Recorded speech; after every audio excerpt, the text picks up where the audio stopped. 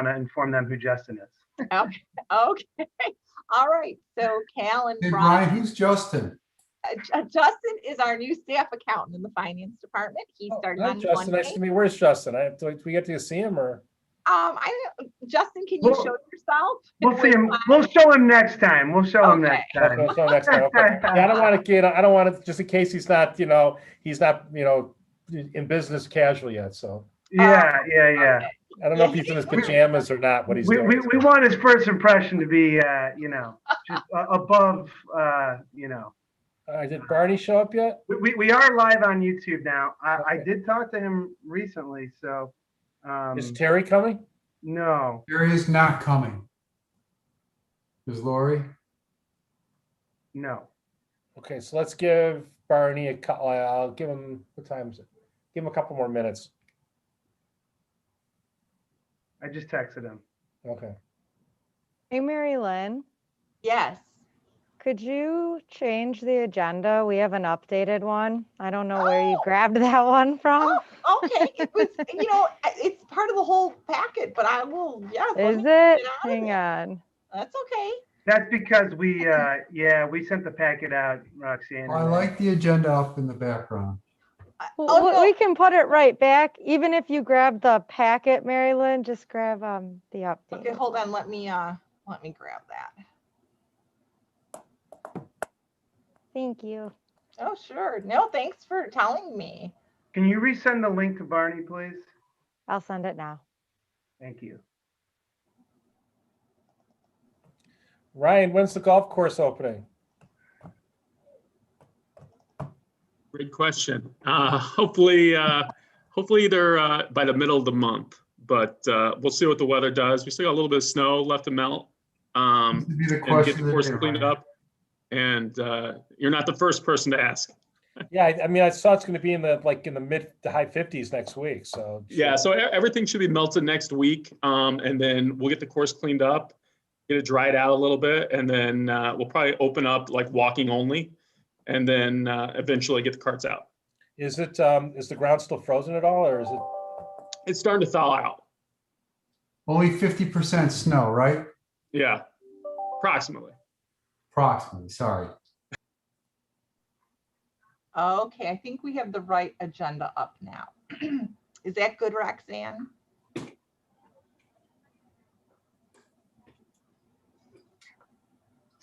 Okay, is anything from Barney? That looks right. Sorry. Yep, that's correct. I couldn't find my attendees. So yeah, we're good. Thank Okay. you. All right, thanks, Roxanne. I don't see Barney out here yet. He was waiting for the link. I just sent him the link to his personal email and his work. So hopefully it went through. Mark Realty. You got it.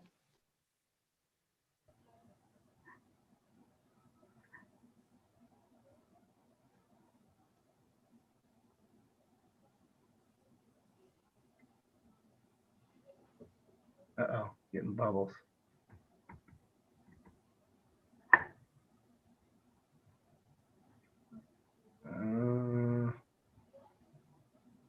It was from technology department, right?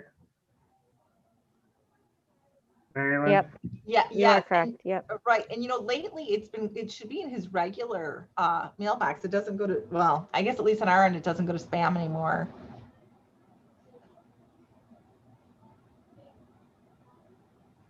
I just sent it a couple times, so maybe one of the three will go through. Pushing it through. Yep.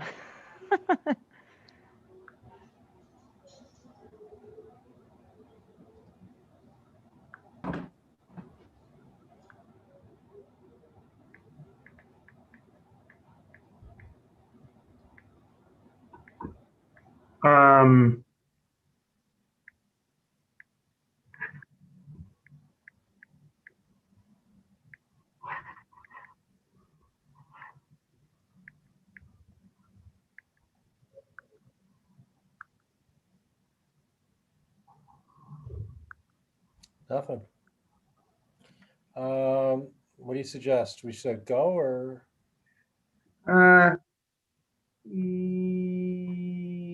I would say, I mean, he's an indispensable party. Necessary party. That too. I'm not a litigator. I'm just a country lawyer. I don't know about that stuff. he's not responding. All right. Well, we're gonna go. It's time is it? 4:07. Let's go. Hopefully President Ruttenberg will be able to join us. If not, I'll take copious notes for him. I'd like to call the Finance Committee meeting for the Park District of Highland Park for Thursday, March 4th, 2021 at 4:07 p.m. Roxanne, can you please call the roll? Commissioner Bernstein, Here. Vice President Kaplan. I'm here. We have a quorum. We're hoping that President Ruttenberg will join us. If he does join us, I would ask Roxanne just to please note for the record what time he joins the meeting. Next item on the agenda is public comments. 4 items on the agenda. Anyone wishing to speak will need to raise the raise hand function in Zoom to indicate that they would like to speak. The board secretary, who's the board secretary? Me. Okay, Roxanne, the board secretary, will call on the registrants who have activated the raise hand feature in alphabetical order. Roxanne, is there anyone from the public attending this meeting who wishes to speak and provide public comment? No, there is not. Thank you very much. Do we have, I'll see this on the agenda, but if we receive, I'll give an opportunity right now for anybody who's a member of the public who'd want to address items that are not on tonight's agenda. Is there anybody from the public who wishes to do that? Please activate the raise hand feature on the Zoom. Has anybody done that, Roxanne? Just so No. you know, Go we ahead, have Brad. we have no attendees. Okay, that makes it easier. Okay, so. Oh, wait, Oh, wait, Barney raised his hand. Oh, Barney raised Oh, his but, hand. oh, but Barney's there.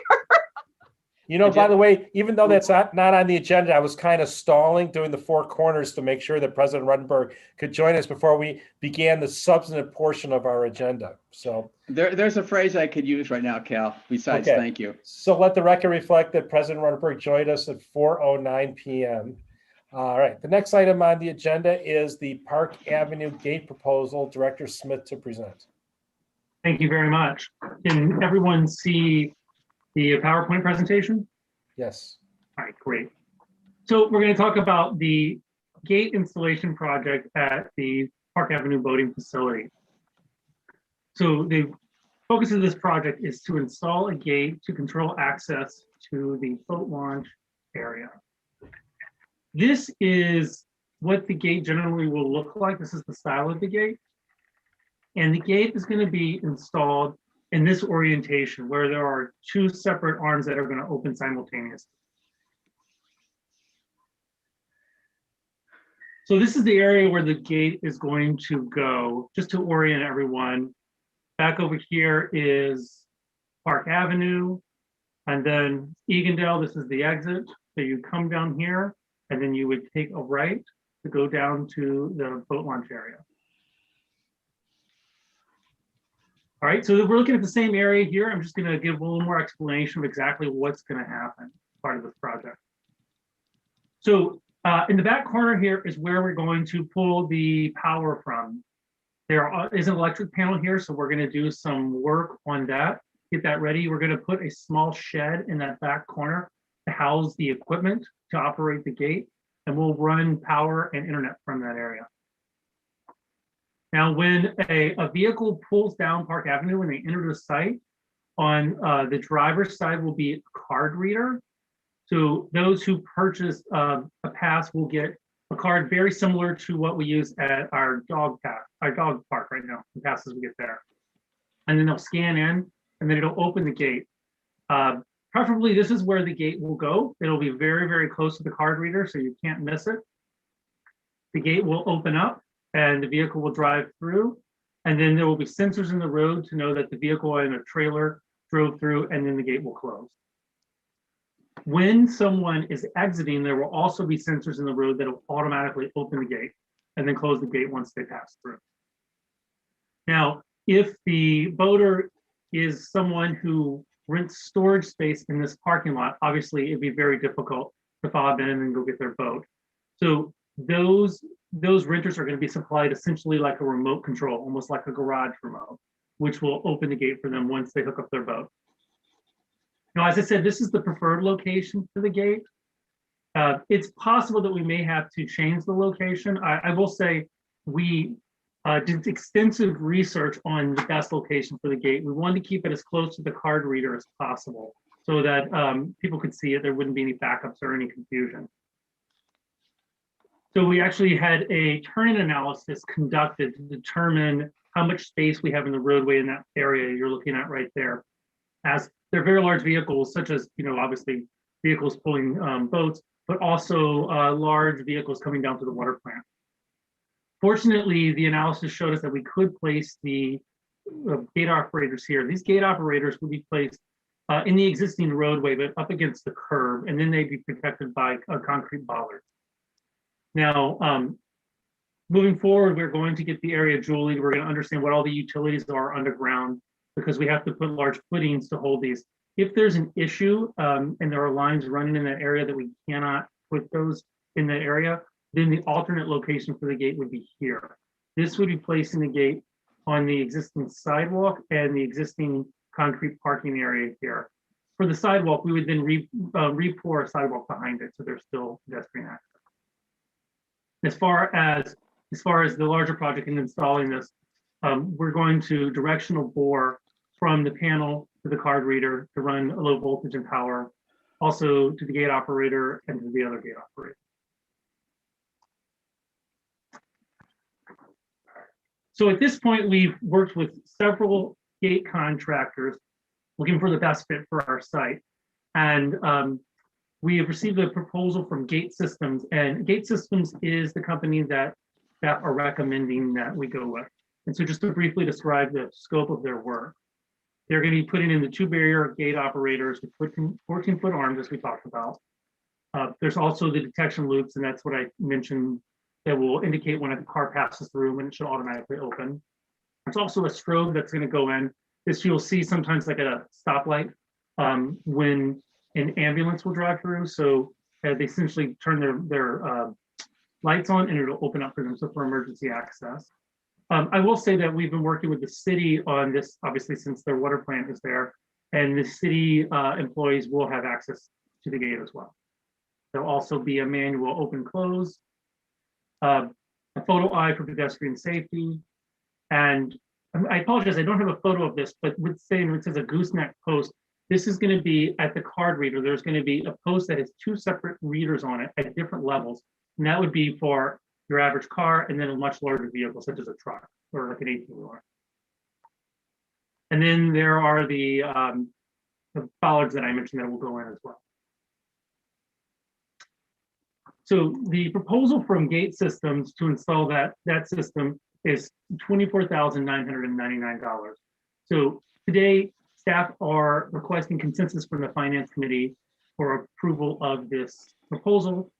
If we receive that consensus, we would be immediately moving forward with signing their agreement and then moving forward with the rest of the project. Our goal for this project is to have it fully operational by Memorial Day. So the additional steps in the project would be installing the power and the low voltage. Our estimate right now is $30,000, and this involves the directional boring. It involves the repair of the electrical panel, the housing for the equipment, some cabling, and a few things like that. Also, we have access control. The access control company that we currently work with that does the fobs at the dog beach and also all of our doors in our facilities would install the system here, and that would be that cost. So the total estimated project cost is $61,649, and we currently have $75,000 budgeted in the capital budget. Are there any questions?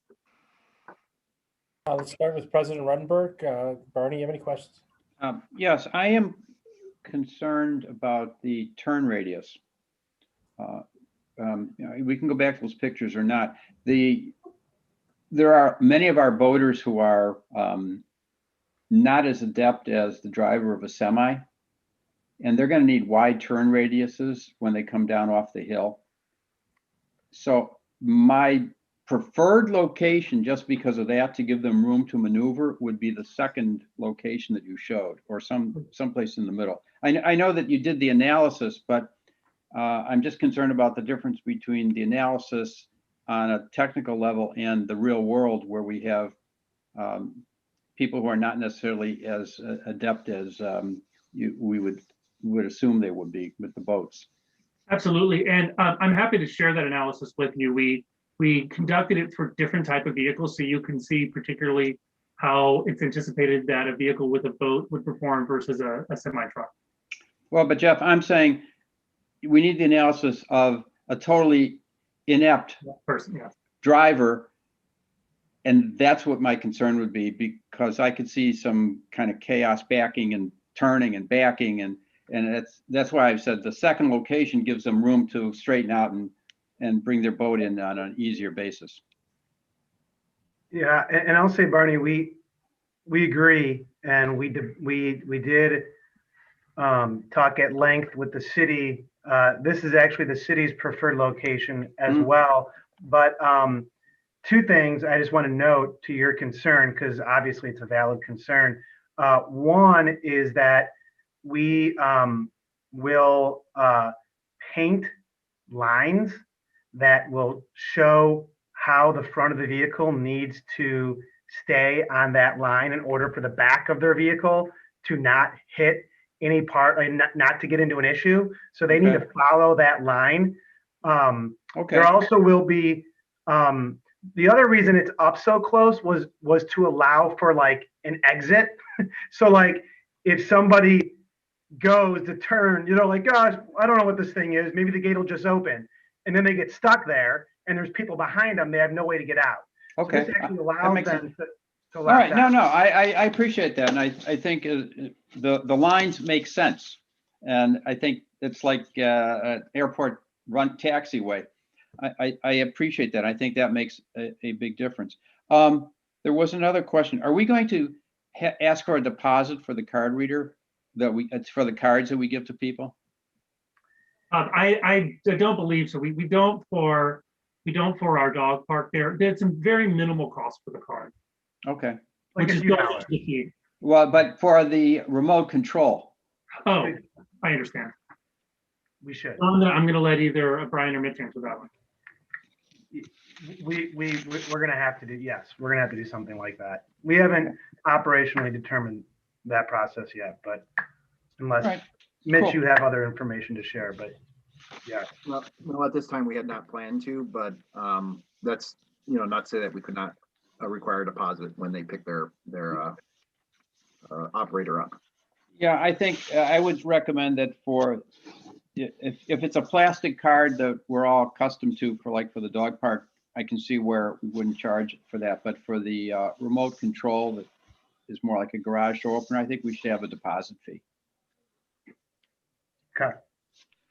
All right. I'm great with this. The Vice President Kaplan. Are you muted? Muted? Brian, are you muted? While Brian is thinking, I want to ask I just another question that just dawned I'm on me. good. Thank you. Is this system going to allow us to sell daily passes? Yes, so what we're gonna do, the plan right now for this first year is that we would allow daily passes. However, they would be sold at the recreation center. It would be a temporary card that they'd be given, which would give them access for the day. However, when we do all the directional boring and installing the electric, we're going to set it up so that in the future we could add a pay station like we have at Rosewood Beach if we would like. Okay. Great. And just so you know, Barney, we have numerous options for payment that we're going to wait for year one to see how it goes. But we are exploring, QR code as well as other options. So we didn't want to jump into it right away. I think it's great. I think the options are what we need. That's great. Thank you. Okay, anything else, Barney, Brian? Okay, hearing none. I have a couple of questions. Is this going to be, is there going to be two-way traffic there, and how's that going to be organized? So it's gonna be two-way traffic just like it is right now, where obviously it is tight with two vehicles, but vehicles just have to kind of have that common sense and that courtesy coming through the area. So what is their staffing requirement going to be down there? Are we going to have someone monitoring this? So let me just comment quickly too on that, Cal.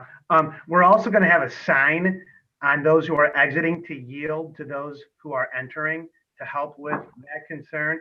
Inevitably, there will be those situations. We will have staff down there, but we will not have someone at the gate. The whole point of the gate is to not have someone at the gate. Two things are we will have someone down there at many times throughout every single day, and our number will be posted on the gate. So if there's, they need to call someone right away, we will have somebody who is an ambassador who is there right away who can address their concern. Also, we can remotely open and close the gate if we need to, because it's on our key card system. So hopefully we've kind of addressed all the kind of concerns that may come up. Has there been any thoughts to remotely monitoring this with a camera or something, just so we know who's going in, who's going out, and in case there's an issue with the gates? Yes, we're not right now. We're not planning to purchase a new camera. There is a camera that the city has on the building, not the water plant, the water reclamation. It's not our camera, but if we needed access to it for some reason, if it was a security reason or something, we could likely, we could access it. But we won't have like a camera that we're going to have of our own. Okay, and is there a reason why, or did we explore the cost with that, or? Yeah, it's cost. It's also, I think, because that camera is already there with the city. We only use the cameras if we need to, right? So we go back to them if there's theft or vandalism or an issue.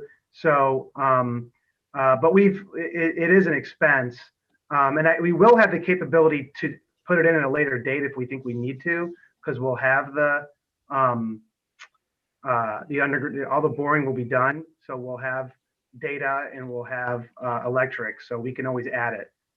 Okay, so just verify that if there are if after a year or two, if we determine that there's issues there that we'd want to have more closely monitored, we could probably do it remotely with the camera. We don't necessarily need a staff person standing there. Yeah, our intention is not to have a staff person. This was to eliminate the staff person standing there. And that gets to my next question. Is what other alternatives? The alternatives is either to have a staff person there physically monitoring and checking everybody coming in, or the gate system. Was there anything else considered?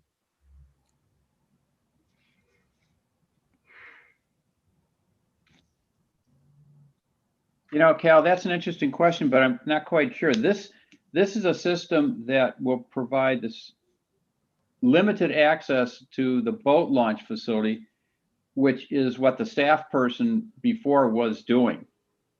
But now it's there 24 hours a day, 7 days a week. And it really does solve a problem for us as to how we're going to control access to the boat launch. And I believe this is also something the yacht club and the committee, the task force, thinks was a viable solution to that issue. Was there any thought given to, at least during the transition period early in the season, to have a staff person present to make sure it operates smoothly during peak hours? We'll have somebody there at the site so they can go over there if there's an issue and and monitor it. Absolutely. I mean, we'll have, we absolutely, during the first part of it, we'll have either full-time staff or part-time staff. I mean, we're not just going to put it up and hope all is well. We'll certainly have staff there during peak times. Yes, The answer is yes, we will. And with regard to the gate itself, so I assume when you pull through, there's going to be longer vehicles with trailers. Obviously, it's not going to lower. Is there a sensor that won't let the gates lower until the vehicle is passed and the Yes, trailer? that's correct. Yeah. Okay. Last question, Paderma. Has Paderma looked at this and are they okay with it? Paderma is aware that we're doing with this and they haven't expressed any concern. Okay, and is there any other similar systems being operated by any other boat launches in the area? Yeah, there are. As part of this process, we did do some research, I think up in Winthrop Harbor, one that comes to mind. I know there's a couple others. And what's the experience with those facilities using the gate system? I think it's been positive. We were looking at it more from the perspective of what type of system we should be putting in. But I haven't spoken directly to people operating there. When this comes to the board, from an operational, I guess, experience or context, if you can just contact them and just, let the board know that operationally, not only, from a mechanical way, but also operationally that this works well. And so check with the other entities who have used a similar type of system. Well, I will add, Mitch, I don't know if you've had any contact or anything to add to that. I do know the manager at Winthrop Harbor, and that's the one that we have had most experience of people giving us feedback when it came to gates. So I'm happy to reach out to that person prior to the board meeting. Yeah, obviously, talk to them and say operationally if they've run into any issues and what those issues were and how did they address them. Maybe we're not reinventing the wheel here, so we can kind of use their experience to make a more seamless transition there. Can do. And Jeff, can you confirm? I believe this gate company works with the city of Highland Park. Is that right? Yeah, they do. That's actually they made a recommendation for this company. They're the ones that do. I think they have a maintenance contract with them right now for similar gates they have. Yeah, it was probably Renaissance or something like that. I think they have a gate at their parks or their public works area. They have a gate over there, and it works very similarly. So they as we were talking to many gate companies, this was who they recommended. That's fine. So, I'm not, mechanically, it sounds like the system will work, subject to the comments that Barney made. But I just want to make sure, since this has been used in the past at boating beaches or boating facilities, that operationally that this has been, that we've done our due diligence and that any issues that other communities have dealt with, I have heard or dealt with, that we're prepared to deal. We're prepared. yeah. And really what we're looking for a recommendation today is two things. One, consensus to move forward, certainly based on checking with the Winthrop Harbor. We can do that, but also we don't have to bring this to the board because right now we're just purchasing the gate system and that's not required to get board approval. Okay. Well, but wait, let me say something. Buying the gate without the other aspects is something that I prefer that we don't parse this up. I think there's no question this is a way we should proceed, but we can't break this up into 3 separate little contracts and not have requisite approval. It's a $61,000 project. Correct. So just to clarify my statement, so the $75,000 is already approved in the budget. So each portion of this, each contract that we would have comes from a different contractor. We can still bring it to the board. I just legally, per Park District Code, because there are 3 separate projects with 3 different vendors, we don't have to, but we certainly are happy to. So if the finance committee feels that they would like to bring this to the board, we'll put it on next week's agenda and we'll do so. But No, Go ahead, Cal. Go ahead. It could be my suggestion because this, this is a, I'm calling it, even though I'm not as experienced as the former Commodore of the yacht club who's in this meeting with regard to using Park Avenue Beach.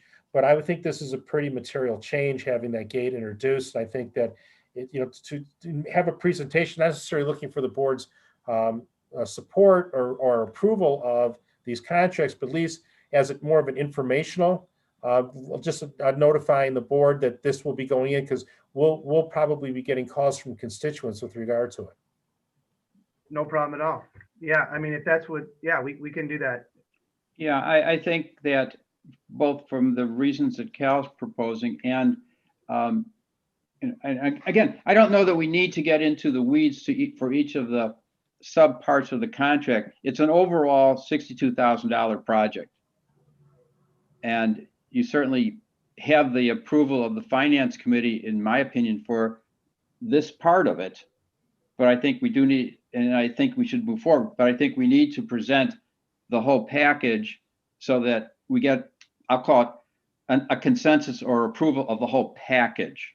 That's what we'll do then. Okay, we'll present this package and we'll get consensus from the board to move forward. Yeah, I think the consensus of the finance committee is that we support this project. However, we'd like some, at least for me, just speaking for myself, is I'd like to see some additional information and on the operational experience with other communities using this type of system.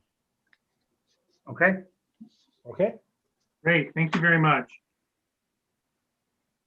Thank you. Okay. Next item on anything else, Barney? No, sir. Okay. Next item on the agenda is Sunset Valley Golf Club Bridge Replacement Proposal. Director Smith to present. All right, give me one moment here. I'm going to bring that presentation up.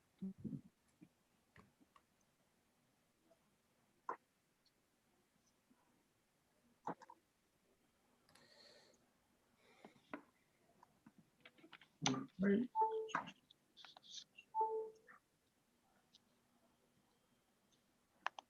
All right, can everyone see my screen again?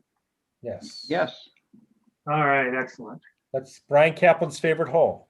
I picked the right photo then. Yeah. Is it the water hole?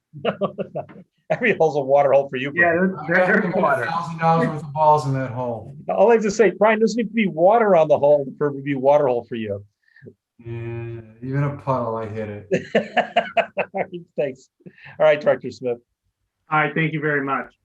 So shifting gears to Sunset Valley Golf Club now to talk about our bridge replacement and removal project. This project is included in the district's 5-year capital plan. So, go to the next slide here. So across the Skokie River, there are a total of 9 bridges on the golf course. These bridges are inspected on an annual basis.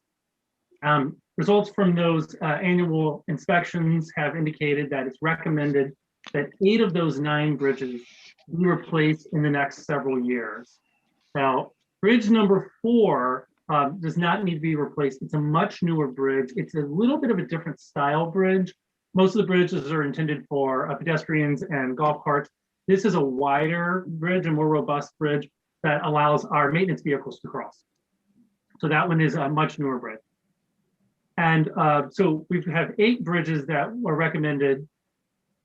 2 of those bridges have been determined that they are not necessary, and staff are recommending that those be removed as part of this project.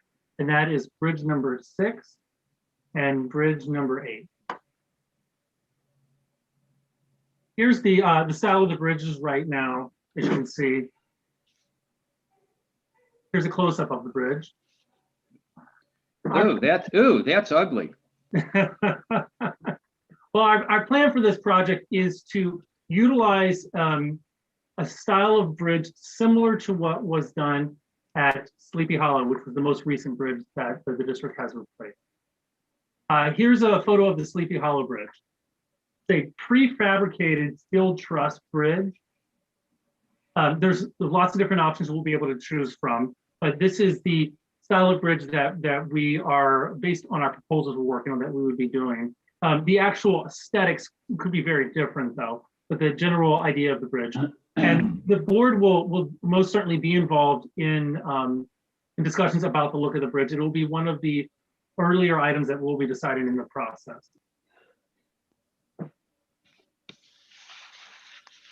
So as far as the timeline, we see this as a project that spans several years.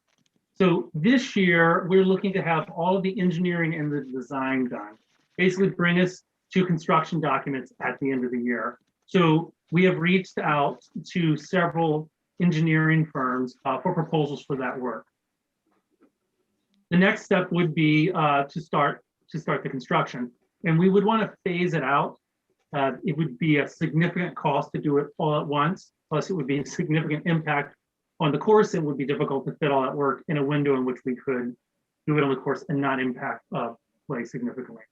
So in 2022, we have here 2 bridges that we are recommending being replaced and 1 to remove. These most likely would be the first bridges to be replaced and the 1 to be removed. However, in the future years, those numbers may be adjusted. Right now, they're based on recommendations from our inspections we've had.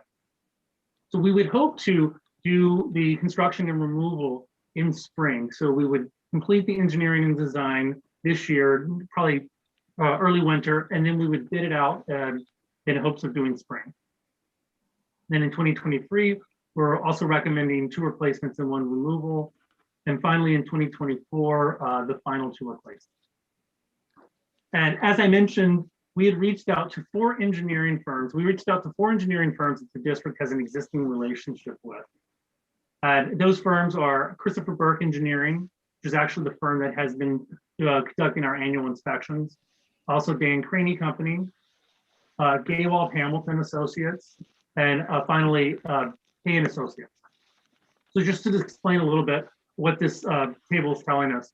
The first column here, engineering and design. So it's basically primarily the work that would be done in year 1 to give us a full package, drawings, specs for all 8 bridges. And then, as I mentioned, we would, over a series of the next 3 years, we would implement those plans. And that brings us to the second column, which is construction administration.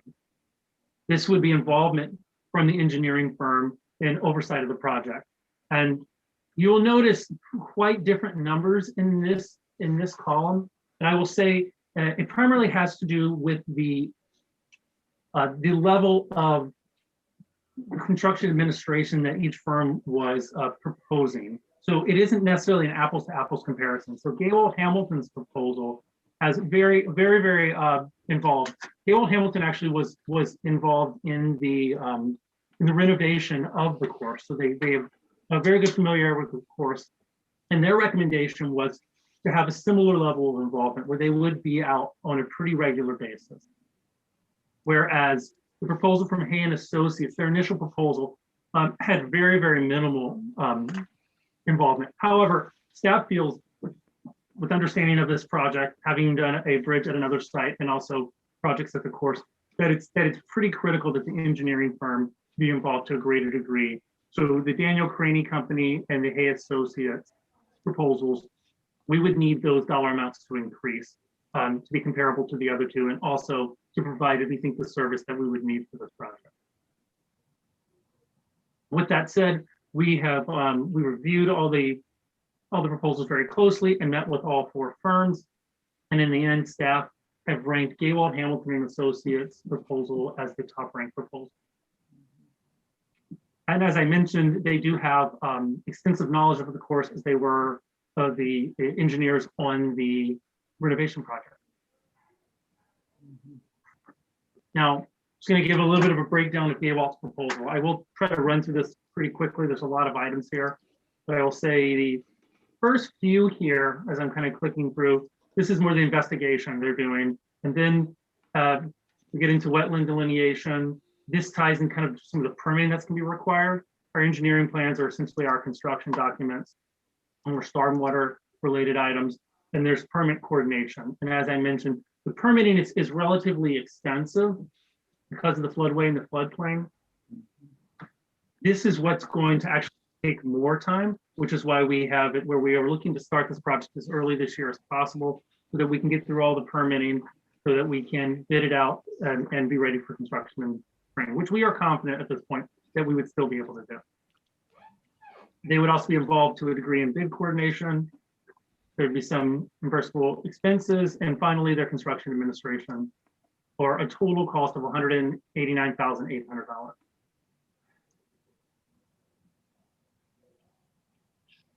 So this table here is showing kind of how that cost is anticipated to be broken out. So in the first year, with Gaywalt Hamilton's proposal, we would anticipate the cost to be about $109,000 for Gaywalt Hamilton. And then in the next 3 years, it would be equally divided with the construction administration as well as some bid coordination. The next row here is what we've estimated right now for construction of the bridges. And these numbers primarily come from our inspection reports that we had done. Obviously, one of the roles of Gaywalt will be to provide cost opinions during the engineering phase as well. And so then you can see our totals, and that brings us down to comparison here is what we currently have in the capital budget. So this year we have $110,000 for this phase, and these are the numbers for the future year.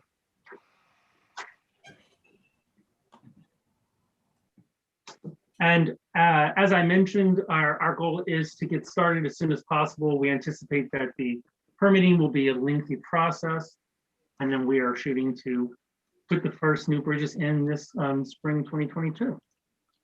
Do you have any questions?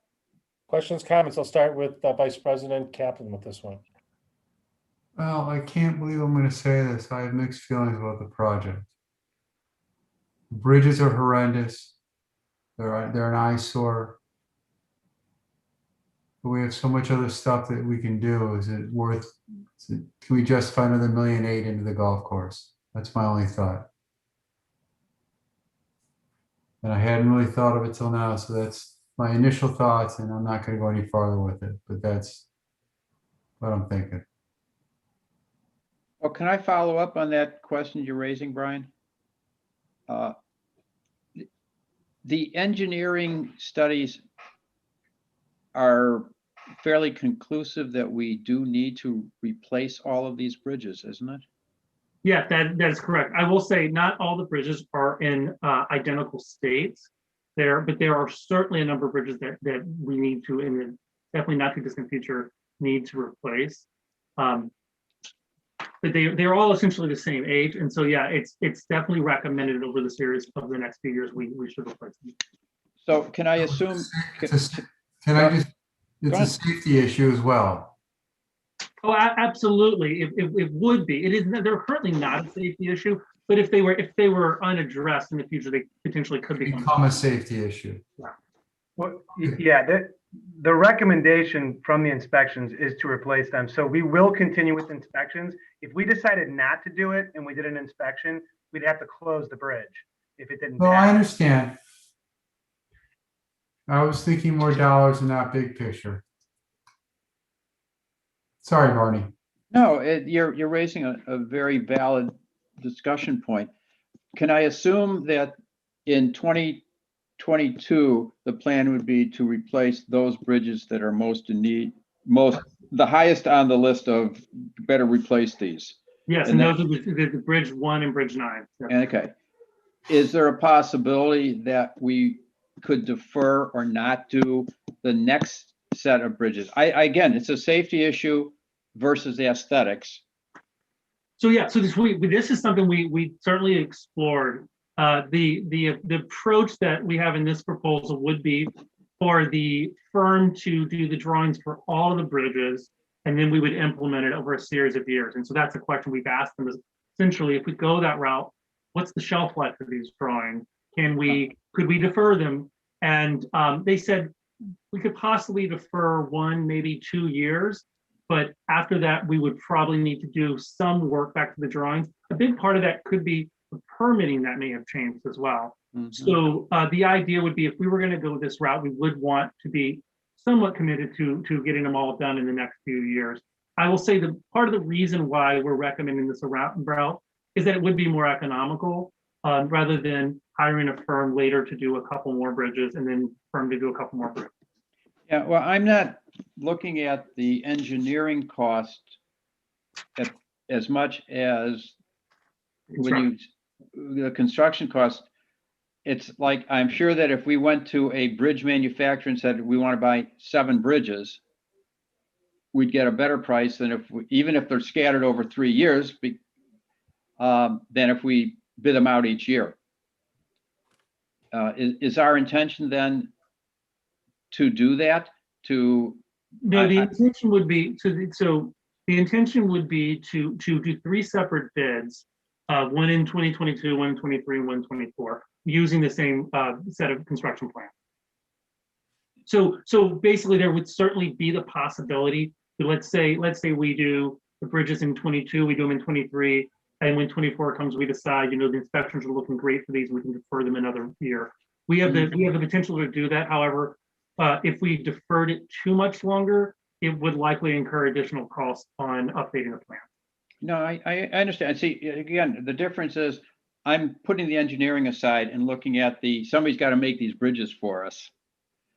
And they make them to the specs.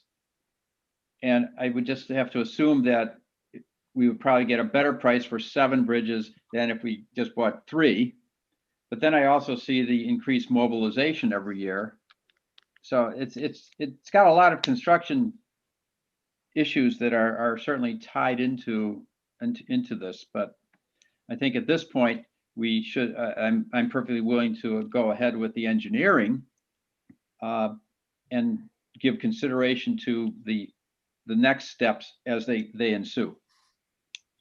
It's a good question, Jeff, for us to look at if it's possible to bid out, even though the manufacturer wouldn't manufacture them and build them until 23, 24, if we can bid out all bridges over a 3-year period. I don't know that, because costs can tend to change from year to year, if they will commit to that. They certainly can't manufacture them all and probably won't store them for us until we need them. But those are things we can ask and we can find out. Absolutely. I will say for Gaylord Hamilton's proposal, their construction administration, we've included that in here. Obviously, we would not be billed for that unless it was incurred. And that dollar amount I failed to mention was a not to exceed, but it is one where we're basically getting locked in with their current hourly rates. And if we were to enter into an agreement, a separate agreement with construction in the future years, it would be a higher rate. Yeah, this conversation is raising, in my mind, something that we talked about several years ago, that with ongoing construction projects, there may be a point where we have to have more of a construction expert in-house. But I'm not going to, just making a note to myself that we should talk about that. Anything else, Barney? No, sir. Brian? No, sir. I'm going to take a different approach to this. As I see it, and correct me if I'm wrong, Director Smith, but we're working with the riverbank, which is a fluid ecosystem, because with erosion and topping and other things, that as I see it, if we're not going to commit to do the project, I think it's silly to do the engineering, because the engineering could change and evolve as the river, the bluffs, or the sides of the river change, or potentially could change over the years as a result of because this is a floodway, and there's going to be a current there which could change it. So as I see it, is and correct me if I'm wrong, is that if we're going to go forward with this, with the engineering, we have to commit doing the project. Otherwise, we could be throwing money away, because the engineering might be worthless in the future, because there could be change of circumstances on the ground. That is correct. Well, I understand what was mentioned earlier was that the larger cost is the construction, and that's the bigger concern. You were certainly correct. It's essentially kind of committing to this. We wouldn't be tied to the future years of construction, but we are presenting this as a total project, because that's exactly the idea. I will also say that if we choose not to move forward with this, we need to be committed to, at a minimum, be willing to close a couple of bridges in the future, because we anticipate that may be a reality if they're not replaced. Okay, but my next question is the permitting, is this IDNR and Army Corps, or who does the permitting? That's all, yes, all of the above. Okay, so we could be talking about 12 to 18 months to get permitting from both those entities. Is that correct? Yeah, so there's a certain level of permitting you need at a certain point, but we would really need permits in hand prior to construction beginning. So once again, in all the discussions and research we've been doing, we think it's certainly realistic to have those for the spring. And then that permitting would be done now, and it would last the lifetime of the project if it ended in 2024. So that's actually another point. If we don't commit to doing the entire project, is that the permitting could become stale and we have to go through the entire process again. And it's not easy, as Director Smith can probably tell us, that to get these permitting, the permits from the IDNR and the Army Corps, we went through it at Rosewood Beach. It's a long and arduous journey, so to speak. And I don't want to have to do that twice. I mean, if we either are going to do it or we don't do it, as I see it. And last thing I'm going to say is I'm fully in support of this proposal, and one of the reasons is that golf is hot right now. The course is operating at a significant positive revenue, and I think that we need to stay current and to invest in the course. In years past, when the course was barely breaking even, and we're looking at a significant capital expense like this, I get the concerns that have been raised today, and I respect it. However, we had a very good year last year. I anticipate having another good year this year, which the positive revenue that the course is incurring right now will more than pay for this project and some. And I think that this is something that when we went through the course renovation, trying to stay within our budget of $7 million, we recognized that the bridges would need to be replaced probably sooner rather than later, because we even had information back then that the bridges were at the end or close to their end to their useful life. So this is not something that's new. This was something that we talked about several years ago. It's just now it's coming to pass. And I think that I don't want a situation like we had at Sleepy Hollow, where the bridge got washed away and all of a sudden we're scrambling trying to replace a bridge. When we have, number one, the funds available because the course is producing significant amount of positive revenue. And this is really part of the second phase of the master plan for Sunset Valley, because this was contemplated several years ago when we undertook the renovation. So I'm fully supportive of it, and I would encourage the rest of my board members to do the same. Anybody else have any other comments? No, I think the conclusion is that we should go ahead with the GHA proposal.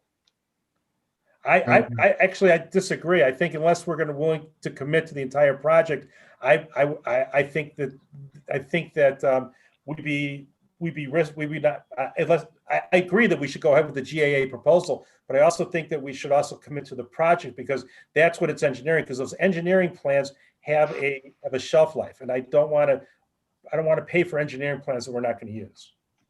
Well, I think regardless of, for example, the 2024 bridges, we definitely have a couple bridges that need work in 2022, which would be definitely covered by the engineering.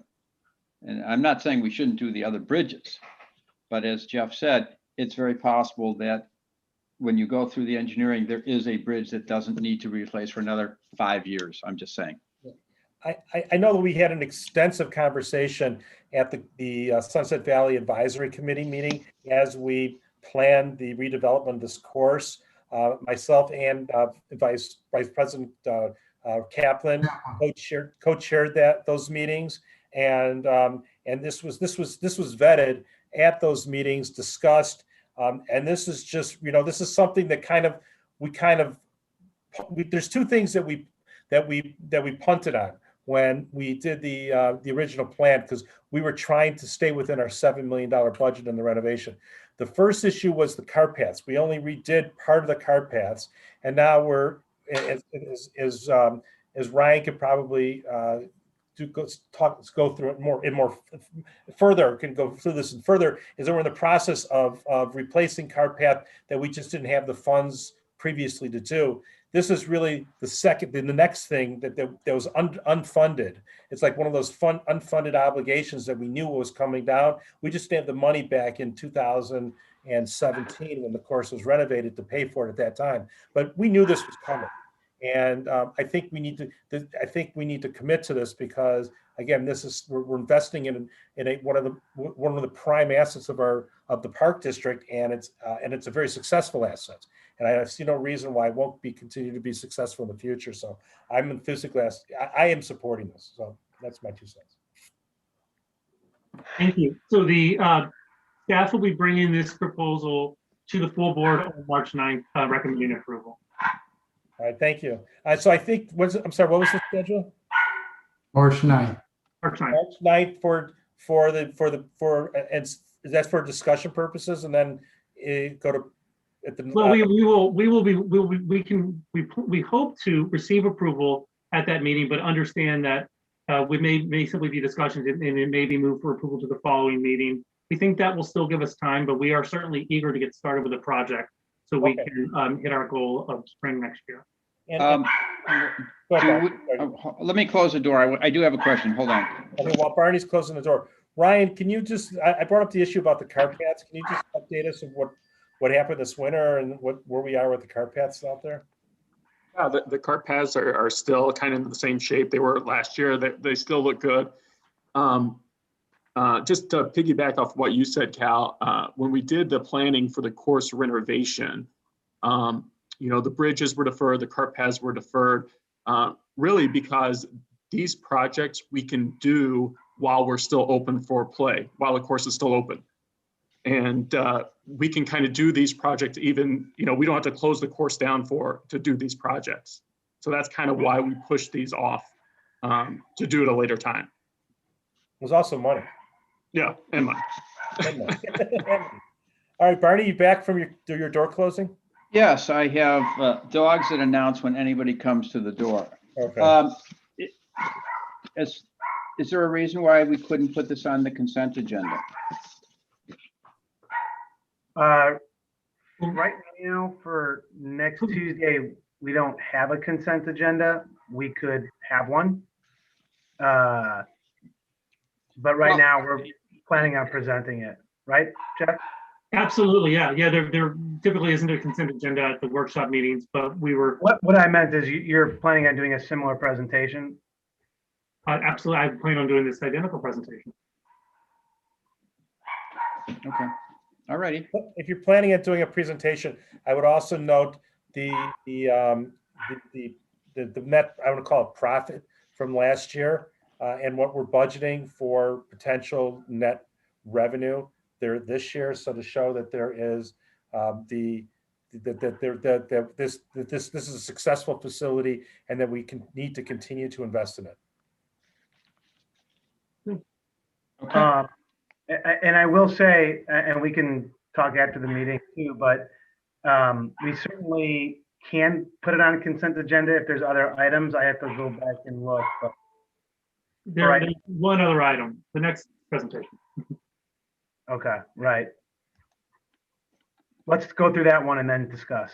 Okay, anything else on Sunset Valley Golf Bridge replacement proposal, Vice President Kaplan? No. Barney? I'm good. Okay, great. Thank you very much. Okay, next item. Thank you, Director Smith. Next item on the agenda is Rosewood Park Drainage and Grading Improvements Project. Director Smith to present. All right, I'm back. Never left. It's too bad. The drama. He's back, everybody. We're waiting. I apologize. I'm bringing up my presentation here.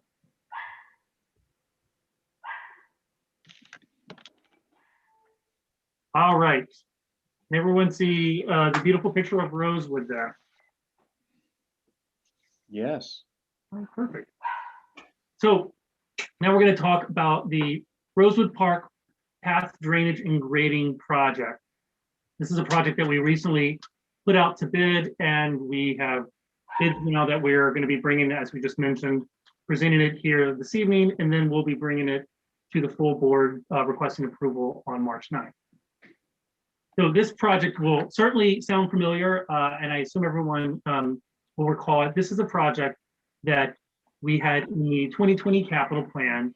We did bid it out last year, but unfortunately due to the pandemic, we had to defer the project. The goal of this project is to improve drainage. Here, let me go back here along this path right here. This is the path, the ravine path that runs between the Rosewood Park and Rosewood Beach. So the idea would be to try to deal with the runoff that comes from the upper park that comes down the bluff and also down the path and creates significant ruts. Here's an example of some in the path and washes the path out and requires significant time and effort from parks crew to regularly maintain this path. A second goal of this project is to address one portion of the path which is extremely steep. You're looking at it right here. This is, if you're heading up from the park and going down to the beach, it's as you're walking along the ravine and the lower parking lot, you're just about to reach the beach. This final turn here. You can see it's a very steep area.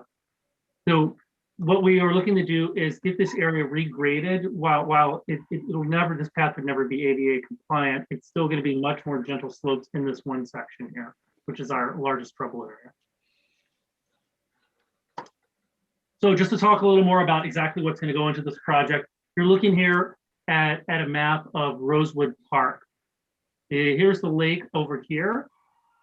That right there is Roger Williams.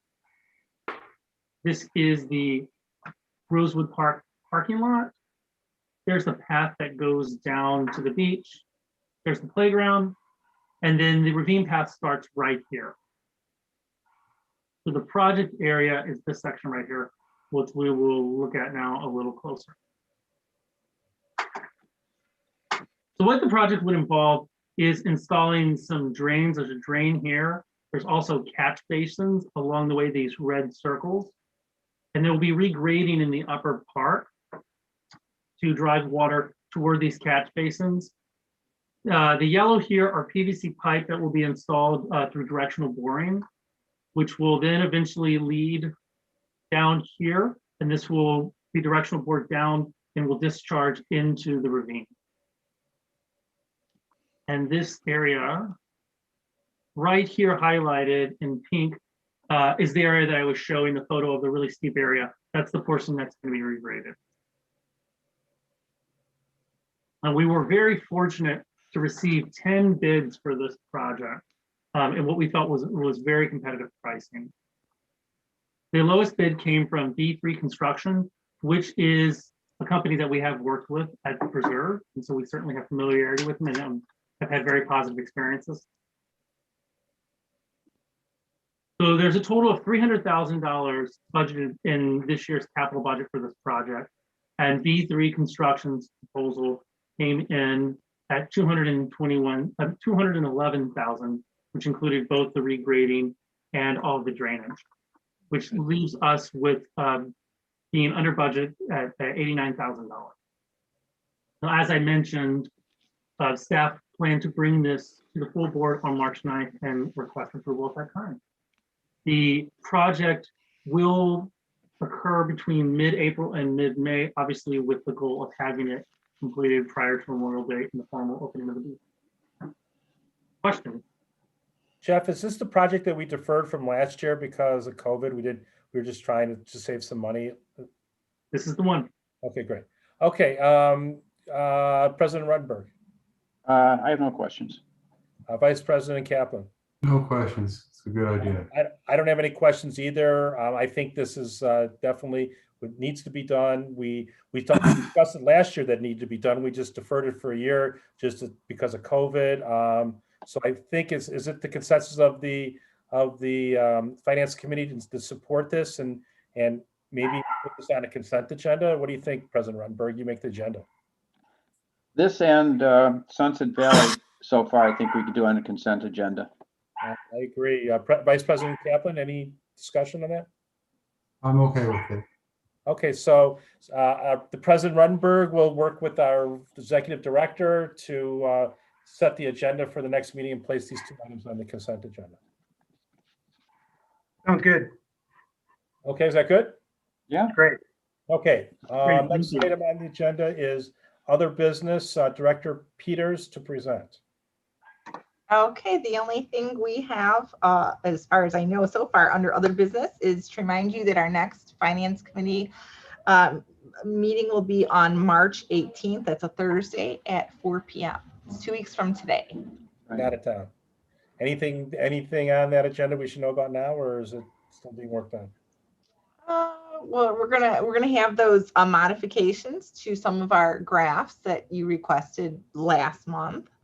And I don't know what else we have on that agenda. Does anybody? I don't know. I'll Else? have to get back to you. I think at this point, I don't have it in front of me.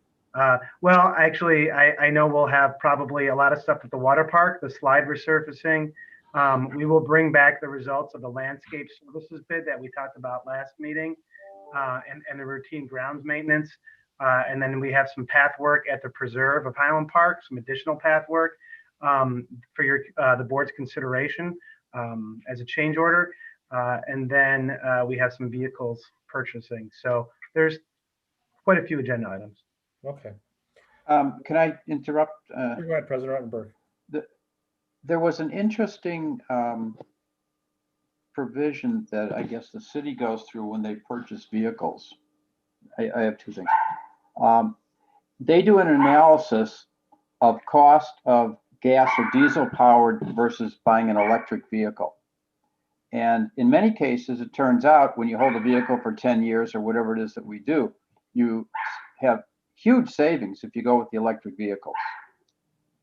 Even when you take into account the purchasing through the group purchasing function that we go through at the state of Illinois. And I know it's a little extra work, but I would like us to do an analysis like that. I don't know that vehicles that we're purchasing are electric yet. But then I'd say, if instead of a pickup truck, if we'd be okay with an electric Prius, I'm just saying maybe there's some alternatives we should start honing in on and focusing for our as we go forward. Yeah, I don't want to ruin Dan's surprise, but I believe we are proposing hybrid vehicles. Dan's unmuted himself, so maybe he has something to say. That'd be good. Yeah, no, we will be bringing to, certainly understand, Barney, what you're suggesting, and I don't know everything that the city has, but a lot of their electric vehicles are their inspectors, and they're not, unfortunately, they're not carrying lawnmowers and, Right. Chainsaws and all that kind of stuff. But we do analyze our fleet every year as we consider what needs to be replaced. And a little bit to what your point, to your comment is that we feel we can, I don't know, downsizing the word, but change 2 pickup trucks to a hybrid vehicle that is available on the state purchase contract that we will plan to bring to the board later this month. Excellent. So I guess you're not going to buy that Tesla that looks like a car from Back to the Future. I'm trying to get a Tesla with a snowplow on the front, and and then we'll be all over it. So. Dan, have you seen the new Mustang? It's a SUV. I have not. No, I honestly, I'm not much of a car guy, but no, I have not. No, I have not. Well, Mustang just came out with an electric SUV, and it's Ford. It's called a Ford Mustang. A friend of mine just got it, and he got pulled over by the police the other day because the policeman wanted to see the car. He thought it was so cool. So, but that actually, Barney brings up a good point. This is something that we would see maybe at a seminar or conference, and so we haven't had conference this year, and it's something maybe, if you at one meeting if someone wants to spend some time, I know you guys are very busy, but if you looked at a crystal ball 10 or 15 years out, what kind of vehicles do you think the Park District will be using at those times? Would it be electric? or things like that. I mean, there's something because I know GM or Ford came out and said all of their cars after a certain year will be electric cars. And I think that Yeah. it'd be, I mean, I know it's a lot of work that you do it, and it's something you do at a conference probably, but if when we have a light agenda one night, if you can just say, like, if we did Back to the Future, we went out 10 or 15 years or 20 years, what kind of cars and trucks do you think the park district will be using at that time? And what can we do to help plan for that eventual event?